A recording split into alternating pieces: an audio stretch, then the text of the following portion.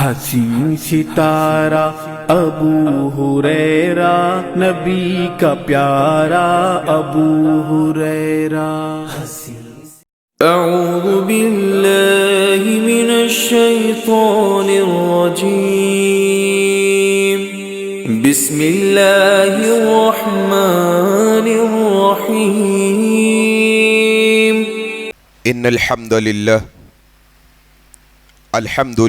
نحمده ونستعینه ونستغفره ونعوذ باللہ من شرور انفسنا ومن سیئات اعمالنا، من يهده الله فلا مضل له ومن يضلله فلا هادي له،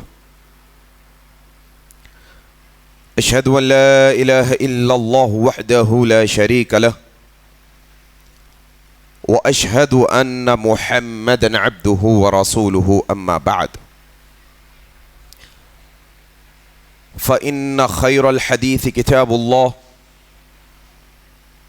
وخير الهدي هدي محمد صلى الله عليه وسلم، وشر الامور محدثاتها وكل محدثة بدعة وكل بدعة ضلالة وكل ضلالة في النار۔ قال الله تبارك وتعالى: اعوذ بالله السميع العليم من الشيطان الرجيم، بسم الله الرحمن الرحيم، يا ايها الذين آمنوا اتقوا الله حق تقاته ولا تموتن الا وانتم مسلمون، يا ايها الناس اتقوا ربكم الذي خلقكم من نفس واحدة وخلق منها زوجها وبث منهما رجالا كثيرا ونساء، واتقوا الله الذي تساءلون به والارحام ان الله كان عليكم رقيبا، يا ايها الذين آمنوا اتقوا الله وقولوا قولا سديدا يصلح لكم اعمالكم ويغفر لكم ذنوبكم، ومن يطع الله ورسوله فقد فاز فوزا عظيما۔ وقال الله تبارك وتعالى: لقد كان لكم في رسول الله أسوة حسنة، رب اشرح لي صدري ويسر لي أمري واحلل عقدة من لساني يفقهوا قولي، آمین یا رب العالمین۔ بزرگوں، دوستو، عزیز ساتھی اور پردہ نشین ماؤں بہنوں، آج کے اس خطبہ جمعہ کا آغاز میں اللہ تبارک و تعالی کی تعریف سے کرتا ہوں کہ ہر طرح کی تعریف، بڑائی، کبریائی خالصتاً اللہ وحدہ لا شریک کے لائق اور زیبا ہے، جس کے قبضہ قدرت میں اس کائناتوں کا ذرہ ذرہ ہے، غرض اسی کے حکم سے بدلتے ہیں یہ موسم، اسی کے حکم سے برستے ہیں یہ بادل، اللہ لا الہ الا هو الحی القیوم۔ اس مختصر اللہ کی تعریف کے بعد بے شمار درود و سلام ہو جناب محمد الرسول اللہ صلی اللہ علیہ وسلم پر۔ اللہم صلی علی محمد وعلی آل محمد کما صلیت علی ابراہیم وعلی آل ابراہیم انکا حمید مجید۔ اللہم بارک علی محمد وعلی آل محمد کما بارکت علی ابراہیم وعلی آل ابراہیم انکا حمید مجید۔ اور اس کے بعد رحمتیں اور برکتیں نازل ہوں عام طور پر تمام مومنوں اور مسلمانوں پر، خاص طور پر صحابہ کرام رضوان اللہ علیہم اجمعین پر۔ بزرگوں، دوستو، عزیز ساتھی اور پردہ نشین ماؤں بہنوں، آج کے اس خطبہ جمعہ میں جس عنوان پر گفتگو کرنے کی کوشش کریں گے وہ عنوان ہے نبی صلی اللہ علیہ وسلم کی ناپسند۔ در حقیقت اس سے پہلے ہم نے ایک جمعے میں اس عنوان پر گفتگو کی تھی کہ نبی کی پسند کیا ہے، اس میں چند اعمال کا تذکرہ کیا، اور پھر تبھی ہم نے یہ ارادہ بھی کر لیا تھا کہ پھر اگر آنے والے جمعہ میں موقع ملے گا تو جس طریقے سے ہم نے نبی کریم صلی اللہ علیہ وسلم کی پسندیدہ اعمال کے بارے میں گفتگو کی ہے، ایسے ہی انشاءاللہ آنے والے دنوں میں نبی کریم صلی اللہ علیہ وسلم کے ناپسندیدہ اعمال پر گفتگو کرنے کی کوشش کریں گے۔ در حقیقت اللہ تبارک و تعالی نے سورہ احزاب کے اندر نبی کریم کی زندگی کے متعلق ہمیں بتایا لَقَدْ كَانَ لَكُمْ فِي رَسُولِ اللَّهِ أُسْوَةٌ حَسَنَةٌ، تحقیق کہ نبی کریم کی زندگی تمام مومنوں اور مسلمانوں کے لیے ایک بہترین نمونہ ہے، بہترین آئیڈیل ہے۔ اگر ایک مسلمان اپنے لیے کسی کو نمونہ بنانا چاہتا ہے، آئیڈیل بنانا چاہتا ہے، تو نبی کریم کی زندگی سے بہتر زندگی اور کسی کی نہیں ہے۔ اور ایک مسلمان اچھا مسلمان ہو ہی نہیں سکتا جب تک کہ وہ نبی کریم کی پسند اور ناپسند کے بارے میں تعلیم حاصل نہ کر لے۔ اور ایک محبوب کے بارے میں جس کو ہم چاہتے ہیں، جس کو ہم دل و جان سے چاہتے ہیں، دل و جان سے زیادہ چاہتے ہیں، ایسے محبوب کے بارے میں ہمیں ضرور یہ علم ہونا چاہیے کہ ان کی پسند کیا ہے، ان کی ناپسند کیا ہے۔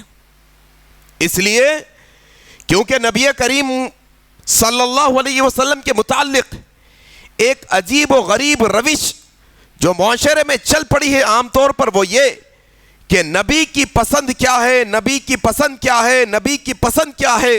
پھر نبی کی پسند میں بھی اپنے مزاج کے حساب والی پسند کون سی ہے؟ میٹھا کھانا پسند ہے، کدو کھانا پسند ہے، سونا پسند ہے، ایسی میٹھی میٹھی چیزیں، آسان آسان چیزیں لے لی گئی، وہ بھی صرف پسند کے اندر۔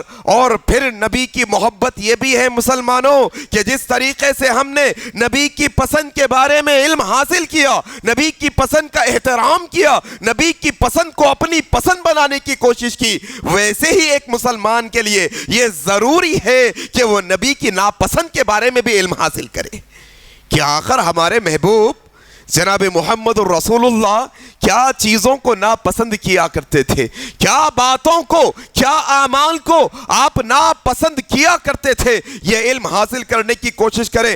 آئے ہم عنوان کی طرف آتے ہیں۔ ایک بنیادی بات آپ یہ سمجھ لیں، ایک بنیادی بات آپ یہ سمجھ لیں کہ نبی کو کیا پسند نہیں تھا؟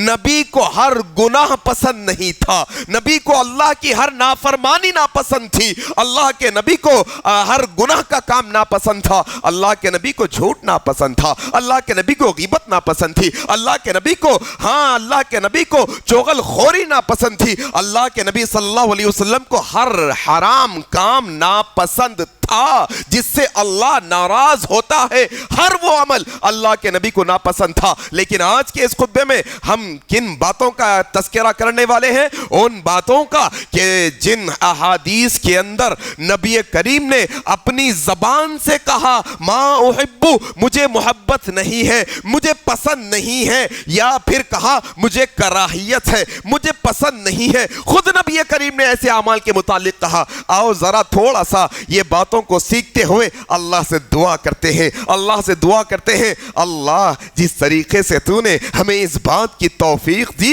کہ ہم نبی کی پسند، نبی کی ناپسند کا تذکرہ کریں، اللہ ہمارے دلوں کو اس قابل اور ایسی ہدایت دے دے، اللہ نبی کی پسند کو ہماری پسند بنا دے، نبی کی پسند کو ہماری پسند بنا دے، نبی کی ہر ناپسندیدہ بات کو ہمارے لیے بھی وہ ناپسندیدہ بات بنا دے۔ اللہ کہنے سننے سے زیادہ عمل کرنے کی توفیق عطا فرماتے ہیں۔ حضرت جابر بن سلیم رضی اللہ تعالیٰ عنہ روایت کرتے ہیں، صحابہ کرام جب نبی کی پسند اور ناپسند کا تذکرہ ہوتا، ایک دفعہ معلوم ہو جاتا کہ نبی کو یہ پسند، زندگی بھر وہ چیز سے محبت کرنے والے ہو جاتے صحابہ، اور صحابہ کو یہ بات کا علم ہوتا کہ نبی کریم کو فلانی چیز پسند نہیں ہے، تو پھر صحابہ ساری زندگی اس کو کبھی پسند نہیں فرماتے۔ یہ صحابہ کا رد عمل، یہ صحابہ کا عمل.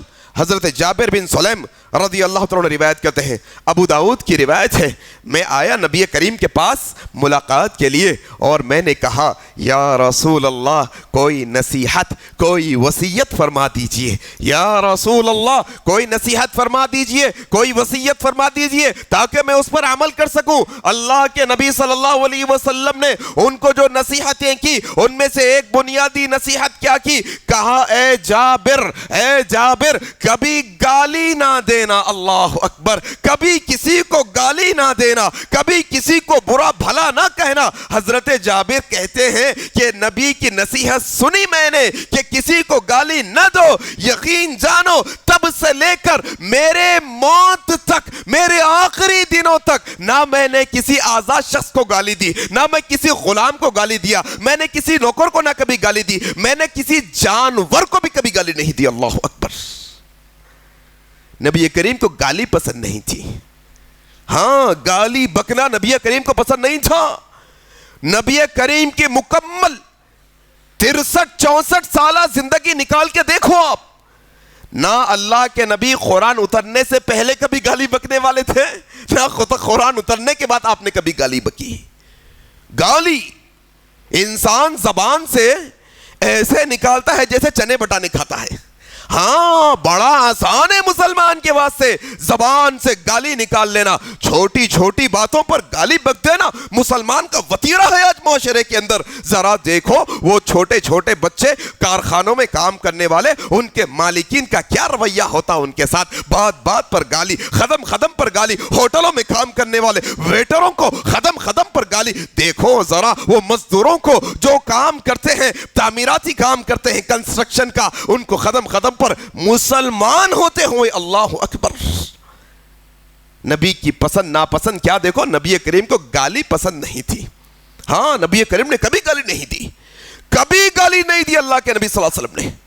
ایک دفعہ تو یوں ہوا کہ نبی کریم ابوبکر صدیق کے ساتھ جا رہے ہیں. اللہ اکبر. یہودی ملا راستے میں اور نبی کریم کو ایل فیل بکنے لگا. ہاں گندی زبان استعمال کرنے لگا، گندی باتیں کرنے لگا. ابوبکر صدیق اللہ کے نبی صلی اللہ علیہ وسلم کی باتیں، متعلق باتیں سن کے صبر تو کر رہے ہیں، صبر کا پارا ٹوٹا. ابوبکر صدیق نے کیا کہا جانتے ہیں؟ صرف اتنا کہا، اے وہ شخص تیرے لیے بھی وہی جو تو کہہ رہا ہے. اللہ اکبر. زبان سے گندے الفاظ نہیں نکالے. ہاں کوئی بے حیائی کا جملہ، ہاں گندی بات نہیں. صرف کیا کہا؟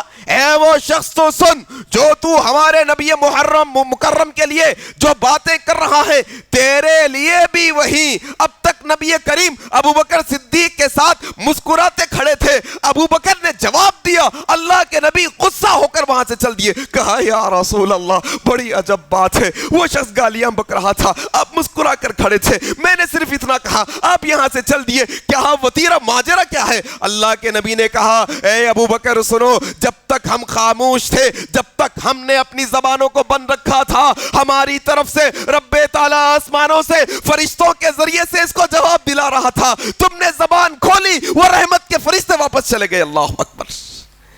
گالی بکنا بہت دور ہے بھائی، زبان سے ماں بہن کی گالیاں نکالنا وہ بہت دور کی بات ہے. صرف ایسا بھی کہنا کہ جو تم کہہ رہے ہو وہ بھی تمہارے لیے، تم سے رحمت کے فرشتے دور ہو جاتے ہیں. اللہ اکبر. میرے بھائیوں نبی کریم کو گالی پسند نہیں تھی. گالیاں بکنا وطیرہ ہو گیا امت کا آج. ہاں کس کو گالیاں، کس کا وطیرہ؟ ہاں داڑھی والے بغیر داڑھی والے، نماز پڑھنے والے نماز نہیں پڑھنے والے. یہاں تک کہ یہ گالی بکنے والوں کے اندر ایسا شمار بھی ہوا کہ چند دن پہلے ایک مسجد کے سامنے ایک چھوٹے مسئلے پر بحث ہوئی. ایک صاحب جو کہتے ہیں میں مسجد کا ذمہ دار ہوں، میں مسجد کی کمیٹی میں ہوں، ننگی گالیاں بکنے شروع کر دی. اللہ اکبر. مسجد کا ذمہ دار، مسجد کا صدر، سوسائٹی کا ذمہ دار، نماز پڑھنے والا، روزے رکھنے والا، تہجد، گالی بکنا کسی کے لیے جائز نہیں. اللہ کے نبی نے کیا کہا نبی کریم نے کہ منافق کی 3 علامتیں ہیں. ان میں سے ایک علامت یہ ہے کہ منافق وہ شخص ہے جو لڑنا شروع کرتا ہے تو گالیاں بکنا شروع کر دیتا ہے. گالی بکنا منافق کی علامت. گالی بکنے والوں کو نبی نے کیا کہا؟ دو آپس میں گالی دینے والے دونوں شیطان ہیں. اللہ اکبر. گالی میرے بھائی نبی کریم کو پسند نہیں تھی.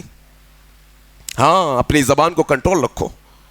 اپنی زبان سے نکلنے والے جملے، ہاں اپنی زبان سے نکلنے والے جملوں پر ذرا غور کرو. ہاں ذرا تھوڑا آپ کے زبان سے نکلنے والے جملوں کا حساب آپ کو دینا ہے. آپ کہیں گے اس نے پہلے شروعات کی، اس نے پہلے گالی بکی، اس کا جواب وہ دے گا. آپ نے بعد میں بکی، آپ کو بعد میں جواب دینا پڑے گا. ٹھیک ہے، پہلے اس کا حساب ہوگا گالیوں کا. اگر آپ نے بکی گالی تو آپ کو بھی حساب دینا ہوگا گالیوں کا. جانتے ہیں آپ گندی باتوں کے متعلق ایک اہم نقطہ یاد آ گیا، حالانکہ عنوان کا نہیں ہے. ایک اچھا نقطہ ہمیشہ ذہن میں رکھ لو. میں ہمیشہ ایک بات پر غور کرتا تھا کہ یہ صحابہ کے دشمنوں کے چہروں پہ افلاسی کیوں؟ صحابہ کو گالی دینے والے، صحابہ پر لعنت بھیجنے والوں کے چہروں کو اب دیکھو، افلاسی ہی افلاسی ان کے چہروں پہ. ذری رونق نہیں رہی تھی صحابہ کے دشمنوں کے. میں سوچتا ایسا کیوں ان کے چہرے؟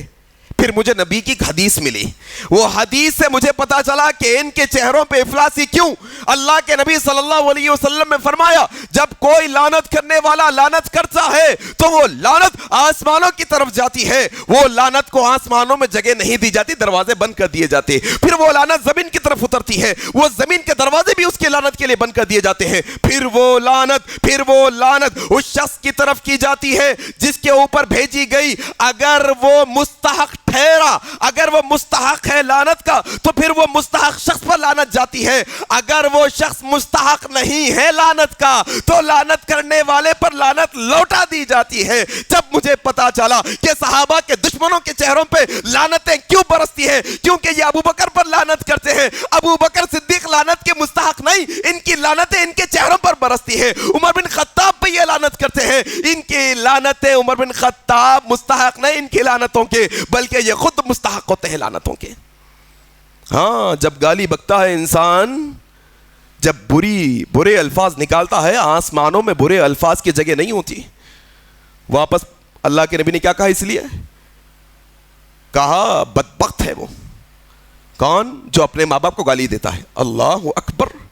صحابہ نے پوچھا یا رسول اللہ کوئی اپنے ماں باپ کو بھی گالی دیتا ہے کیا؟ کوئی اپنے ماں باپ کو بھی گالی دیتا ہے کیا؟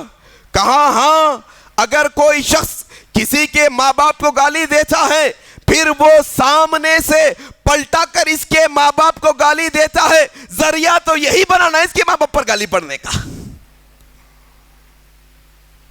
میرے بھائیوں، نبی کریم کو ناپسندیدہ اعمال میں سے ایک زبان کی بڑی اہمیت ہے اسلام میں. یاد رکھیے آپ، زبان کی بڑی اہمیت ہے اسلام کے اندر. ذرا اس طرف توجہ دینے کی ضرورت ہے. دوسرا عمل جو آج ہم سیکھیں گے جو نبی کریم کو ناپسند تھا، راوی حضرت عبداللہ بن عمر ہے رضی اللہ تعالیٰ عنہ. ہاں کہتے ہیں ان کے غلام حضرت نافع کے ساتھ ایک جگہ جا رہے ہیں، ایک راستے سے جا رہے ہیں، اچانک بانسری کی آواز، موسیقی کی، ہاں میوزیکل انسٹرومنٹ کی آواز آنی شروع ہو گئی. عبداللہ ابن عمر اپنے کانوں میں انگلی ڈال دی ہے، دونوں کانوں میں انگلی، اور چلنے لگے. ذرا دور جانے کے بعد اپنے غلام سے نافع آواز بند ہو گئی کیا؟ کہا ہاں اے عبداللہ ابن عمر بند ہو گئی یہ آواز. کانوں سے انگلی نکالا اور کہا نافع جس طریقے سے تم میرے ساتھ ہو ایک دفعہ میں نبی کریم کے ساتھ تھا، ہم ایک راستے سے جا رہے تھے، ایسے ہی موسیقی کی آواز آئی، ایسے ہی بانسری کی آواز آئی. نبی کریم کو بانسری کی موسیقی کی آواز سخت ناپسند تھی. وہ اپنے دونوں کانوں میں انگلی رکھ لی جب تک کہ وہ آواز بند نہ ہوئی. بند ہونے کے بعد نبی کریم نے اپنے کانوں میں سے انگلی نکالی. کیا نبی کریم کو موسیقی پسند نہیں؟ ہاں میوزیکل انسٹرومنٹ پسند نہیں. کتنے تعجب کی بات ہے مسلمانوں، یہ مسلمانوں کے معاشرے کے اندر جس نبی کو موسیقی پسند نہیں، جس نبی کو بانسری کی آواز پسند نہیں، جس نبی کو میوزیکل انسٹرومنٹ کی آواز پسند نہیں، آج وہ نبی کے نام پر قوالیاں گائی جا رہی ہے، وہ نبی کے نام پر ایسی نعتیں پڑھی جا رہی ہے جس کے اندر میوزیکل انسٹرومنٹس ہے، جس میں موسیقی بجائی گئی ہے، جس میں ڈھول تاشے اور بانسری بجائی گئی ہے. ہاں نبی کریم کو پسند نہ تھا یہ عمل، اور آج لوگ اپنے دکانوں کے اندر قوالی لگاتے ہیں، نبی کا نام آیا تو سمجھتے ہیں ثواب ہوگا۔ نہیں نہیں، تم نبی کے نام کی بے حرمتی کر رہے ہو کہ نبی کے نام کو تم موسیقی کے ساتھ گا رہے ہو۔ اور نبی کریم نے کہا تھا کہ قیامت کے قریب ایسے لوگ آئیں گے جو اپنے اوپر موسیقی کو حلال کر لیں گے۔ اللہ اکبر، قیامت کی نشانی ہے یہ۔ قوالی کے نام پر، نعتوں کے نام پر کسی لحاظ سے اسلام کے اندر موسیقی جائز نہیں ہے، کسی لحاظ سے۔ ثواب سمجھ کے سنتے لوگ۔ ہم نے دیکھا ایک ترکاری کی دکان ہے، ایک چچا موبائل کے اندر چل رہی دھن، بجرا باجا، میوزیکل انسٹرومنٹس چل رہا، انہوں بیٹھ کے جھوم رہی۔ میں نے کہا چچا یہ کیا ہے؟ کہا قوالی بیٹے، قوالی ہے۔ میں نے کس کی؟ وہ لمبا نام لیے، فلانے ابن کس کے کی فلانے کی ہیں۔ میں نے کہا جس کی بھی ہو، جس کی بھی قوالی ہو، لیکن جو موسیقی بج رہی ہے یہ موسیقی تو جائز نہیں۔ کہنے لگے تمہیں موسیقی سنائی دے رہی ہے، مجھے قوالی سنائی دے رہی ہے۔ اعوذ باللہ، تعجب کی بات ہے، تعجب کی بات ہے کہ انسان آج موسیقی کو حلال کر لیا، ثواب سمجھ کے سن رہا بیٹھ کے۔ اللہ اکبر۔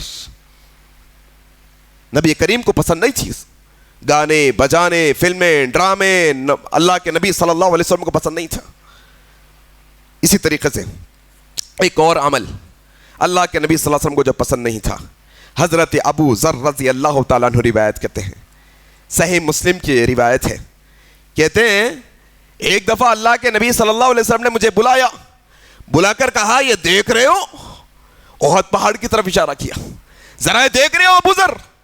ہاں یا رسول اللہ احد کا پہاڑ ہے۔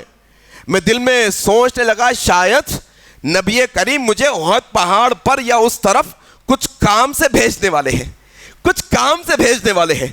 میں دیکھ لوں یا رسول اللہ احد پہاڑ ہے، یہ احد پہاڑ ہے۔ کہا اے ابو ذر سنو، کام نہیں ہے، احد پہاڑ اس لیے بتا رہا ہوں کہ میں تمہیں یہ سبق دینا چاہتا ہوں کہ ابو ذر مجھے بالکل پسند نہیں ہے کہ اللہ مجھے احد پہاڑ کے برابر دولت دے دے۔ اللہ اکبر، مجھے پسند نہیں سوائے اتنے کہ میرے پاس 3 دینار ہو جو میری روزی روٹی کے لیے کام آ جائے، میرے گزر بسر کے لیے کام آ جائے۔ نبی کریم کو زیادہ مال جمع کرنا پسند نہیں تھا میرے بھائی۔ ہاں، نبی کریم کو مال جمع کر کے رکھنا پسند نہیں تھا، مال کے حریص نہیں تھے نبی کریم صلی اللہ علیہ وسلم، دنیا کے حریص نہیں تھے نبی کریم صلی اللہ علیہ وسلم۔ کہا ایک دفعہ، ذرا یہ واقعہ بھی یاد کرنے کے قابل ہے، حضرت عقبہ بن عامر رضی اللہ تعالیٰ روایت کرتے ہیں، ہاں صحیح بخاری کی روایت ہے، کہتے ہیں نبی کریم کے ساتھ مسجد نبوی کے اندر آپ کی امامت میں پیچھے کھڑے ہو کے عصر کی نماز ادا کی۔ اللہ کے نبی سلام پھیرتے ہی اپنی جگہ سے اٹھا اور لوگوں کی گردنوں کو پھلانگتے فوراً اپنی ایک بیوی کے حجرے میں چلے گئے۔ نبی کریم کا عام طور پر یہ معمول نہیں تھا، نبی کریم سلام پھیر کر اپنی جگہ پر بیٹھتے، تسبیحات پڑھتے، دعائیں پڑھتے، ہاں نبی کریم بیٹھا کرتے ہماری طرف منہ کر کے۔ لیکن اس بار کا معاملہ بڑا عجب تھا، نبی کریم تیزی کے ساتھ چل پڑے اپنے ایک بیوی کے حجرے میں، لوگوں کو ہٹا کر ہم ہیبت میں آ گئے کہ کیا ہوا، نبی کریم کی طبیعت خراب ہے، کوئی بڑا مسئلہ ہے، کوئی ایمرجنسی ہے۔ ہم تشویش میں ہی تھے کہ نبی کریم واپس آ گئے۔ کہا کوئی فکر کی بات نہیں، کہا یا رسول اللہ پھر ایسا آپ آج سے پہلے نہیں گئے، ایسا کیوں چلے گئے اٹھ کر؟ کہا نبی کریم نے لوگوں مجھے دوران نماز ایک بات یاد آ گئی کہ میرے گھر کے اندر ایک چھوٹی سونے کی ڈلی رکھی ہوئی تھی، میں وہ فی سبیل اللہ خیرات کرنے کا حکم دینا بھول گیا تھا، اس لیے جلد بازی میں نکل کر گیا، خیرات کرنے کا حکم دے کے آیا ہوں۔ اللہ اکبر، یہ نبی کریم کا طریقہ، کبھی اپنے پاس ایک مال رکھنا پسند نہیں کرتے اللہ کے نبی۔ ہاں صاحب، آج کا تو ہمارا وطیرہ ہی ایک ہی، زندگی کا ایک ہی مقصد ہے فی الوقت۔ پورا ماحول دیکھ لو، پورا ماحول، آپ ایجوکیشن سسٹم اٹھاؤ، سوشل سسٹم اٹھاؤ، کوئی بھی سسٹم اٹھاؤ پوری کائنات کے اندر، ابھی اس وقت پوری دنیا کے اندر ایک ہی چیز کے اطراف، مال کے اطراف پھرتی ساری باتیں مال کے اطراف پھرتی۔ تم وہاں جا رہی کتنا کماتے، तुम वो करे तो कितना आता, ये बिजनेस में क्या हो जाता, ये पढ़ाए तो बच्चे को कितना कमाता, बच्चा डॉक्टर कितना कमा सकता, इंजीनियर कितना कमा सकता। सिर्फ पैसा, सुबह से शाम तक उम्मते मुस्लिमा के दिलो दिमाग के अंदर एक ही मशगला है। आज के दौर के अंदर इंसान पैसा, रुपया पैसा कमाना चाहता है, इंसान चाहता है कि इसके पास दौलत आ जाए, इंसान चाहता है और जमा करके रखने की ऐसी ख्वाहिश है, ऐसी ख्वाहिश कि लाखों लाखों रुपए जमा करके रखता है इंसान, लेकिन जब बात आती है गरीबों पे खैरात और खर्च करने की, फिर इसका हाथ टाइट हो जाता है। हाँ, फिर इसका दिल बड़ा नहीं होता निकालने के लिए। आओ नबी करीम सल्लल्लाहु अलैहि वसल्लम के मुतालिक जरा ये भी एक बात याद करने के काबिल है। हजरत आयशा सिद्दीका रज़ी अल्लाह तआला ने रिवायत करती है, मुस्नद अहमद की रिवायत है, कहती है अल्लाह के नबी एक दफा बीमार हो गए। अल्लाह के नबी को बीमारी ने आ पकड़ा, ऐसे बीमार कि अल्लाह के नबी बिस्तर से उठ नहीं पा रहे थे। अल्लाह के नबी के पास 6-7 दीनार रखे हुए थे। अल्लाह अकबर, 6-7 दीनार रखे हुए थे। कहा अल्लाह के नबी ने, ए आयश, ये 6-7 दीनार तुम फौरन अल्लाह के रास्ते में खैरात कर देना, खैरात कर देना तुम फौरन। अम्मा आयशा सिद्दीका कहती है मैंने वो दीनार लिए और एक जगह रखे और नबी की तीमारदारी में, नबी की खिदमत में वो खैरात करना भूल गई। अल्लाह अकबर। अल्लाह के नबी सेहतियाब हुए, पूछा आयशा मैंने तुमसे कहा था खैरात करने के लिए, वो दीनारों को खैरात कर दिया? कहा या रसूल अल्लाह गफलत हो गई, भूल गई, मैं अभी खैरात कर देती हूं। अल्लाह के नबी ने कहा ए लोगों सुनो, तुम्हारा क्या गुमान है, तुम्हारा क्या ख्याल है कि अल्लाह के नबी के पास 6-7 दीनार मौजूद हो और नबी को मौत आ जाए, अल्लाह के नबी अल्लाह को क्या जवाब देगा? अल्लाह अकबर। मेरे भाइयों, ये अल्लाह के नबी सल्लल्लाहु अलैहि वसल्लम का तरीका। नबी को माल जमा करना पसंद नहीं। आज तो कदम कदम पे जोड़ लें, कितना जोड़े? बच्ची की शादी को जोड़ते, बच्ची की हज कर लिए नहीं, बच्ची की शादी ना भाई, 50 लाख की शादी करना है, हज 5 लाख में होता, 50 लाख की शादी नहीं करते हज। मेरे भाई, माल आ गया तो हज फर्ज हो जाता, माल अगर आ गया तो हज फर्ज है, बच्ची की शादी में खर्च करना फर्ज नहीं है, ये बात समझो। और एक बात बताऊं मैं आपको, अगर कोई अपनी बच्चियों के वास्ते, जहेज के वास्ते, शादी के वास्ते पैसे जमा करता है, कोई भाई अपने बहन के वास्ते पैसे जमा करता है, हाँ बात समझने की कोशिश करो। अगर तुम ये नीयत से पैसा जमा कर रहे हो कि बहन की शादी में जोड़े की रकम और जहेज दूंगा, 50 लाख की शादी करूंगा, यकीन जाना तुम्हारी नीयत के मुताबिक तुम्हें मंखा आदमी मिलेगा इंशाल्लाह। हाँ, फकीरिश मिलेगा तुमको, तुम्हारे से पैसे लेने वाला। और अगर तुम्हारा ऐसा इरादा है नहीं मर्द से शादी होगी मेरी बहन और बेटी की, मंगने वाला नहीं होगा, देने वाला होगा, जहेज नहीं, जोड़े की रकम नहीं आसानी से एक जोड़े में करके ले जाने वाला होगा, तुम ये नियत रखो इंशाअल्लाह ताला तुम्हें ऐसा ही बंदा मिलेगा। पैसे जमा कर रहे हैं भाई, कई के वास्ते बीमार पड़ गए तो तुम्हारा इरादा है असल बीमार पड़ने का, तुम बीमारी के वैसे पैसे जमा कर रही, अल्लाह जरूर बीमार करेगा तुम्हारे को।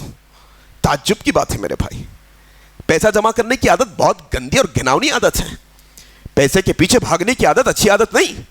अच्छा, ये माशरे के अंदर जो फितने फसाद होते हैं, खतरो खून गारत गिरी, क्या बुनियादी सबब है? पैसा ही तो सबब है, रुपया पैसा जागीर ही तो सबब है कि हमने देखा सोशल मीडिया में कि बच्चों ने अपने बाप को घर से निकाल दिया जायदाद के वास्ते, बाप को घर से निकाल दिया।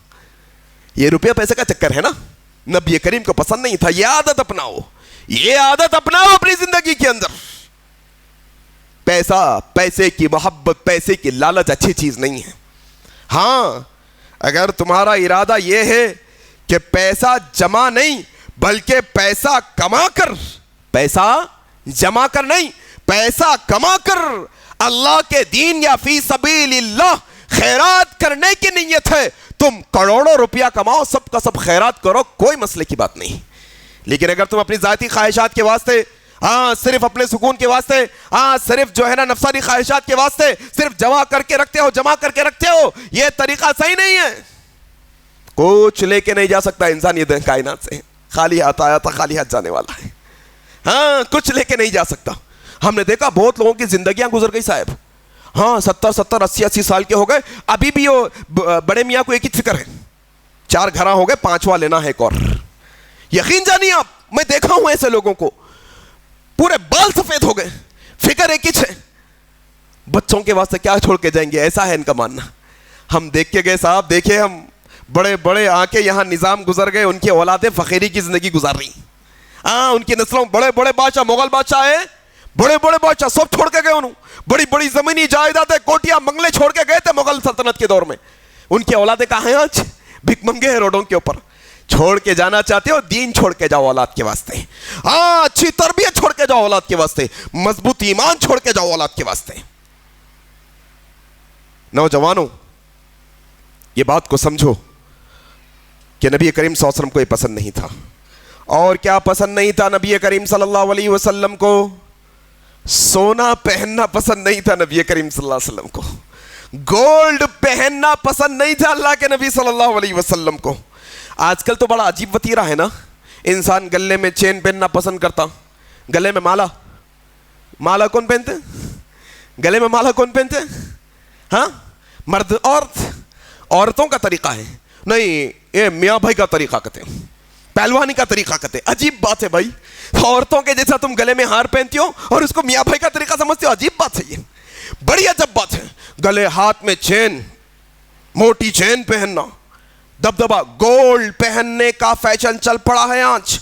نوجوانوں سوشل میڈیا کے اندر ایک نوجوان کے پیچھے 20-25 نوجوان, یہ سامنے نوجوان گلے میں موٹی موٹی چینیں گولڈ کی پہن کے چل رہا, اس کو ادب ادب سے جھک کے سلام کر رہی, اس کا احترام کر رہی, اس کے پیچھے پیچھے بھاگ رہی, اس کی چمچا گیری کر رہی. آؤ نبی کریم صلی اللہ علیہ وسلم نے کیا کہا؟ اللہ کے نبی صلی اللہ علیہ وسلم نے فرمایا, عقبہ بن عامر رضی اللہ تعالی عنہ, روایت حضرت عبداللہ بن عمر رضی اللہ تعالی عنہ روایت کہتے ہیں, صحیح بخاری کی روایت ہے, اللہ کے نبی نے ایک سونے کی انگوٹھی بنائی. ہاں اللہ کے نبی نے سونے کی انگوٹھی بنائی, پہنا, پھر اتار دیا, کہا آج کے بعد میں کبھی سونے کی انگوٹھی یا سونے کی کوئی چیز نہیں پہنوں گا, ہمیشہ کے لیے. اللہ کے نبی نے اتار دیا. پھر یہ حکم جاری ہو گیا کہ مردوں کے لیے سونا پہننا جائز نہیں ہے. راوی روایت کہتے ہیں اللہ کے نبی صلی اللہ علیہ وسلم نے فرمایا, عبداللہ ابن عباس کہتے ہیں, صحیح مسلم کی روایت ہے, اللہ کے نبی صلی اللہ علیہ وسلم نے فرمایا کہ جو دنیا کے اندر سونا پہنے گا آخرت میں اس کا کوئی حصہ نہیں. اللہ اکبر.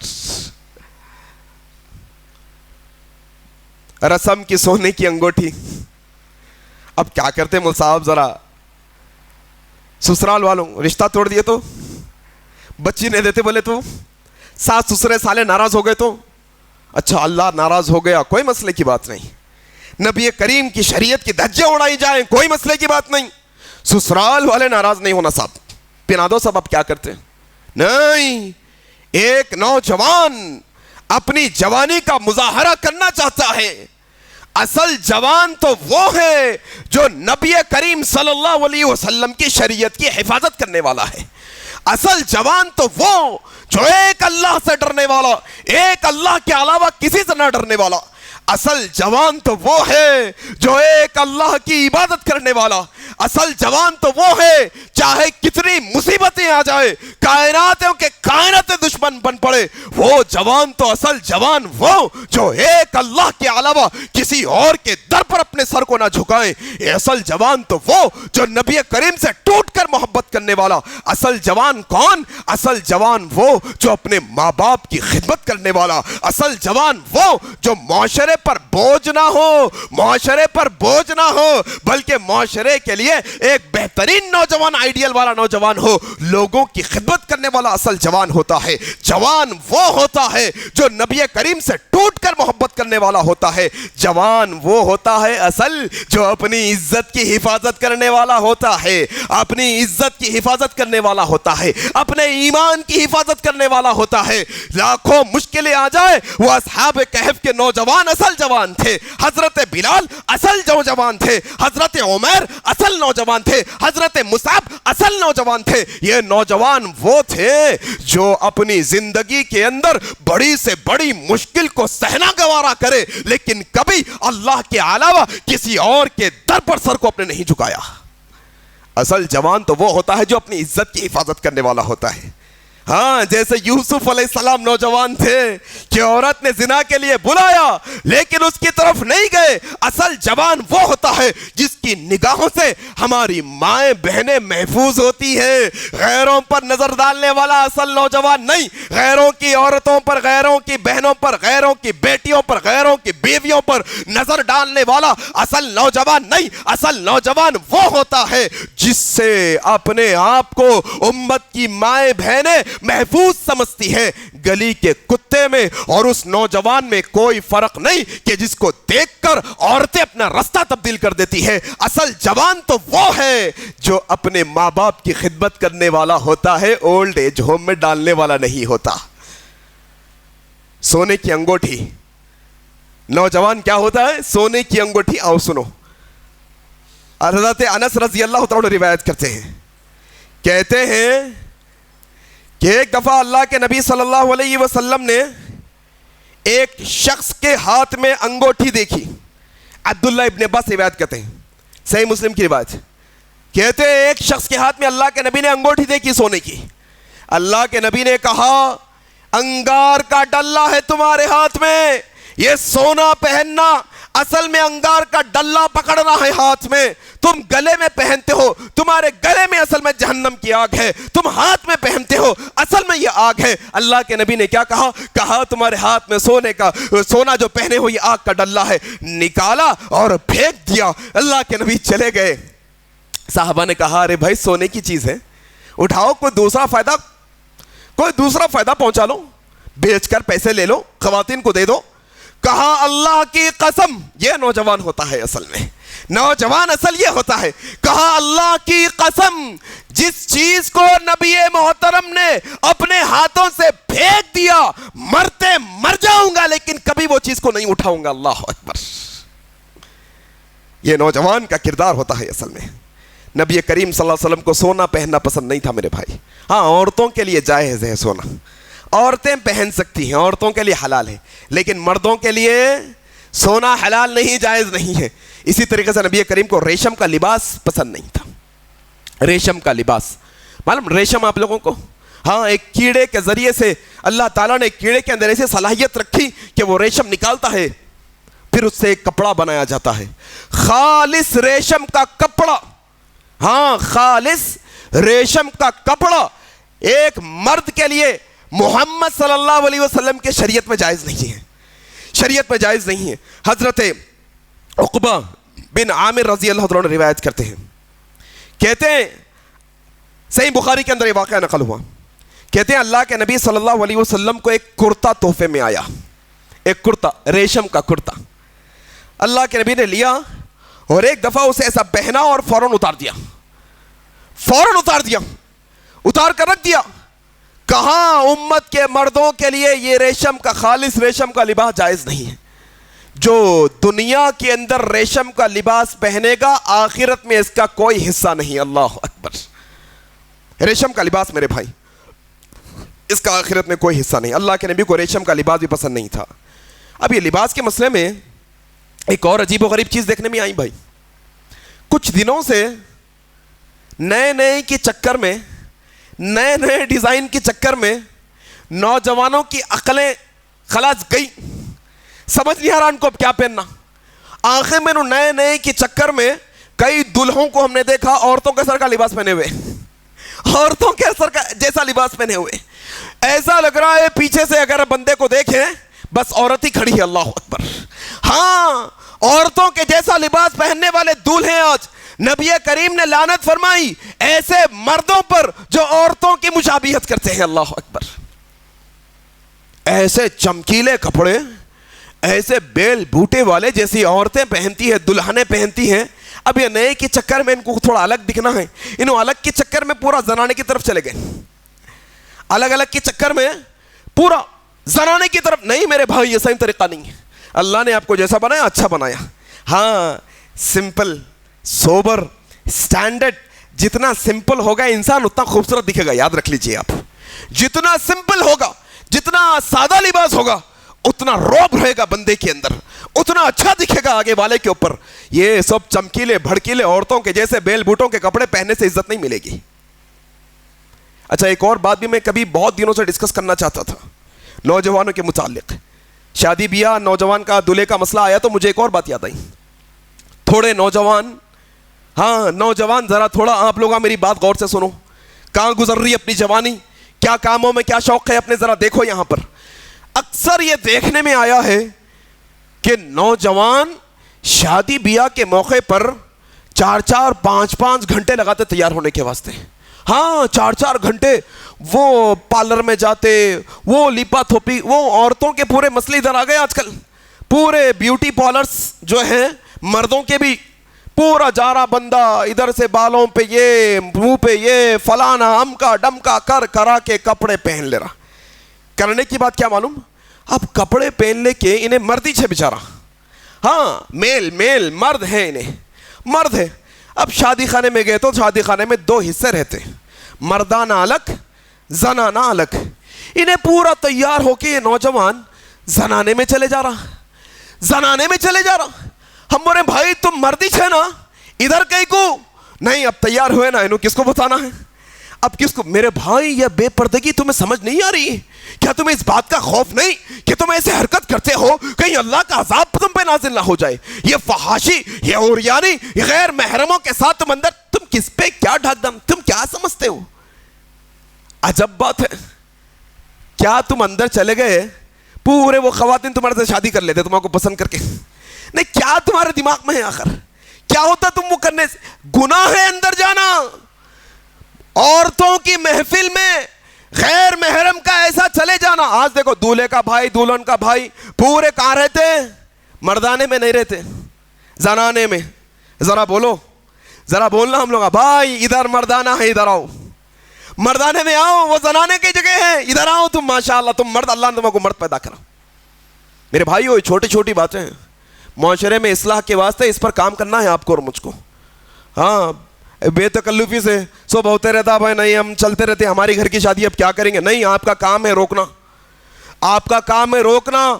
آپ کی گھر کی عورتیں اگر ہے تو ان کے پردے کی ذمہ داری مردوں کی ہے. دیوس نہیں بننا, چھوڑ دینا نہیں, کون بھی آ رہا کون بھی نہیں, وہاں پر گارڈ کو ٹھہرا کرنا, مردوں کو اندر جانا نہیں دینا. سامنے کے راستے سے بھی نہیں جانا, پیچھے کے کھانے کے راستے سے بھی نہیں جانا. ہاں ایک دفعہ ایسا ہوا, ہمارے خاص دوست ہیں, ان کے بہن کی شادی میں ہم نے یہ سب انتظام کیا. بولا کہ یہاں پر اب اندر جانا نہیں دیں گے. کہاں پر ٹھہرا کرے, مین انٹرنس پہ ٹھہرا کرے. اندر سے خبر آئی, اندر جینٹس آ گئے نا, ارے کہاں سے آئے, ہم تو یہاں ٹھہر کے نگرانی کر رہے ہیں نا, کہاں سے آ گئے؟ نہیں پیچھے سے آ گئے, پکڑو چھوڑ دروازوں کو بھی. فتنے یہاں سے مچتے ہیں, اصل میں فتنے یہاں سے ہوتے ہیں میرے بھائی, اس لیے بتا رہا ہوں یہ بات کو. اسی طریقے سے میرے بھائی نبی کریم صلی اللہ علیہ وسلم کو اور کیا پسند نہیں تھا, دیکھو آپ, نبی کریم صلی اللہ علیہ وسلم کو یہ بھی پسند نہیں تھا کہ اللہ کے نبی کے منہ سے بو آئے. اللہ اکبر, ذرا یہ عمل بھی ذرا دیکھنے کی. مسواک کرتے تھے اللہ کے نبی, بار بار مسواک کرتے. ذرا دیکھو مسواک کی حدیثیں نکال کے, نماز پڑھنے سے پہلے اللہ کے نبی کے ہاتھ میں مسواک ہے, سونے سے پہلے اللہ کے نبی کے ہاتھ میں مسواک ہے, رات کو نیند اشار ہو گئی اللہ کے نبی کے ہاتھ میں مسواک ہے, صبح اٹھتے ہی اللہ کے نبی کے ہاتھ میں مسواک ہے. اللہ کے نبی صلی اللہ علیہ وسلم کو یہ بات سخت ناپسند تھی کہ آپ کے منہ سے بو آئے اور کسی کو تکلیف ہو جائے, اسی لیے اللہ کے نبی منہ کو ہمیشہ پاک صاف رکھا کرتے تھے. حضرت ابو ایوب انصاری رضی اللہ تعالیٰ عنہ روایت کرتے ہیں, کتنا خیال تھا منہ سے بو آنے کے بارے میں, منہ کی صفائی کا کیسا خیال اللہ کے نبی رکھا کرتے تھے. حضرت ابو ایوب انصاری کہتے ہیں, صحیح مسلم میں واقعہ نقل ہوا, کہتے ہیں اللہ کے نبی کے پاس کھانا آتا, اللہ کے نبی ضرورت کے مطابق کھا لیتے اور باقی کا کھانا میرے پاس بھیج دیتے, پھر میں وہ کھانے کو کھا لیتا. اللہ کے نبی کا یہی طریقہ تھا, اللہ کے نبی کے پاس کھانا جاتا, اللہ کے نبی ضرورت کے مطابق کھا لیتے, باقی کا مجھے بھیج دیتے, میں کھا لیتا. ایک دن یہ ہوا اللہ کے نبی نے کھانا نہیں کھایا, پورا کھانا ادھر بھیج دیا. میں نے کہا یا رسول اللہ آپ کو پسند نہیں آیا, کیا مسئلہ ہے کہ آپ نہیں کھائے؟ کہا اے ابو ایوب یہ کھانے میں کچا لہسن ہے, یہ کچے لہسن کی بو مجھے پسند نہیں ہے, یہ کچے لہسن کی بو مجھے پسند نہیں ہے. کہا ابو ایوب نے یا رسول اللہ کیا لہسن حرام ہے؟ کہا نہیں, جس کو اللہ حلال کر دے میں اسے حرام کیسے کر سکتا ہوں, حلال ہے لیکن اس کی بو مجھے پسند نہیں ہے اے ابو ایوب, اسی لیے میں نہیں. دیکھو ذرا نبی کریم ایک حلال چیز کی بو اپنے منہ سے آتی ہو اس سے بچتے ہیں, اور مسلمانوں کا انبار ہے, سگریٹ پینے والا, گٹکے کھانے والا, زردے کھانے والا, گندی بدبو جب ایک مسلمان سے بات کرتے ہیں، کبھی کبھی نمازوں میں ایسی حالت میں آ کے کھڑے ہو جاتے ہیں، حلال لہسن کی بو، کچی پیاز کی بو کھا کے آنے سے اللہ کے نبی نے منع کیا مسجد کو، تم حرام گٹکا کھا کر آتے ہو، کیسا تمہارا طریقہ ہے؟ میرے بھائیو ذرا یہ بھی سمجھنے کی کوشش کرو کہ نبی کریم کی ناپسندیدہ عمل یہ ہے کہ منہ سے گندی بدبو آئے، منہ کو صاف کرتے رہو، منہ کو پاک صاف کرتے رہو، یہ صحیح طریقہ ہے۔ اللہ کے نبی صلی اللہ علیہ وسلم کا یہ طریقہ اپنانے کی ضرورت ہے کہ جب کسی سے ہم بات کریں ہماری منہ کی بو سے اس کو تکلیف نہیں ہونی چاہیے۔ اسی طریقے سے میرے بھائی ایک اور عمل ہے جو اللہ کے نبی صلی اللہ علیہ وسلم کو پسند نہیں ہے۔ کیا ہے؟ حضرت انس بن مالک صحیح بخاری کے اندر اللہ کے نبی مسجد نبوی کے اندر آئے، کیا دیکھا؟ قبلے کی دیوار کی طرف کسی نے تھوک دیا۔ اللہ اکبر! قبلے کی دیوار کی طرف کسی، اللہ کے نبی دیکھ کر سخت ناپسند ہوئے، سخت غصہ ہوئے، کہا تم اللہ کے سامنے نماز میں اللہ سے تم سرگوشی کرتے ہو، قبلے اور تمہارے درمیان اللہ سے تم بات کرتے ہو، تم کیسے قبلے کی طرف تھوکتے ہو؟ اللہ کے نبی کو قبلے کی طرف تھوکنا پسند نہیں تھا، کہا تمہیں تھوک آ جائے تم بائیں تھوکو، تم دائیں تھوکو، پیر کے نیچے مٹی میں تھوک کے مٹی ڈال دو یا اپنی دستی ٹیشو وغیرہ کے اندر تھوک کر اس کو جو ہے نا سائڈ میں کر دو، لیکن قبلے کی طرف تھوکنا اللہ کے نبی کو پسند نہیں تھا۔ مسجد کی بات چل رہی ہے، اب تھوکنے سے یہ بات بھی یاد آ گئی بھائی، پوری دنیا کے اندر یہ مسلمان ذلیل ہو رہا، اس کو ذری بھی پرواہ نہیں۔ ہاں، بیکار کی غفلت کی زندگی۔ کیوں کہہ رہا ہوں میں؟ تھوک سے یاد آ گئی بات، ذرا مسجدوں کے ٹوائلٹ جا کے دیکھو ایک وقت، مسجدوں کے ٹوائلٹ جا کے دیکھو، مسجدوں میں غیر مسلمان آتے نماز پڑھنے، نہیں آتے غیر مسلمان نماز پڑھنے، مسلمان آتے پورے مسجد میں نماز پڑھنے۔ دیکھو ذرا واش رومز کی حالت، ٹوائلٹس کی حالت کیا ہے۔ مسجدوں کے مؤذنین، وہاں کے خادمین دھو دھو کر تھک جاتے، پھر بھی وہ گھٹکے کے وہ پان کے دھبے نہیں جاتے وہاں سے۔ گندگی گندگی، یہ مسلمان جس کو الطہور شطر الایمان کہا گیا، پاکی آدھا ایمان ہے کہا گیا، یہ تھوک تھوک کر مسجدوں کے مقام کو گندا کرتا ہے۔ اللہ اکبر!